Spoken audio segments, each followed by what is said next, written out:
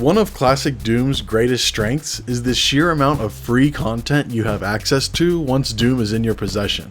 Most storefronts offer a way to buy the entire Doom, Doom 2, and Final Doom collection as one package, and once you have these, the floodgates to countless thousands of WADs, mods, and source ports are opened up. Some of the free source ports available for Doom include ZDoom, Zandronum, Chocolate Doom, Eternity Engine, Crispy Doom, PR Boom Plus, the DSDA source port, ZDaemon, Otimex, Doom Legacy, and many more.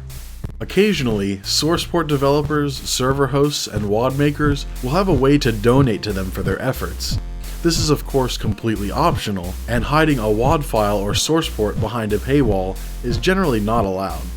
As a result of a recent community drama, I decided to ask Doomworld about the legality of selling a source port. A user who I'll refrain from naming has recently been talking about a fork of Zandronum which he intends to hide behind a paywall. The consensus on Doomworld seemed to be that in the case of Zandronum specifically, hiding a fork behind a paywall is absolutely not allowed, and one of the few ports that has a license which would allow this would be ZDoom, as most other ports are under a license that requires the source code to be freely available to the public. Even aside from this, there seemed to be an even greater feeling that, legality aside, putting a source port behind a paywall goes against everything that the Doom modding community is all about. To charge money for a service that so many others are offering for free doesn't really make sense on the face of it, and to me personally, it's tainted with an immoral stench. If you feel so inclined to donate to source port developers, mod and WAD developers, or people who run and maintain Doom sites and servers, I think that's awesome. However, no one should be strong-armed into paying for these things just for simple access.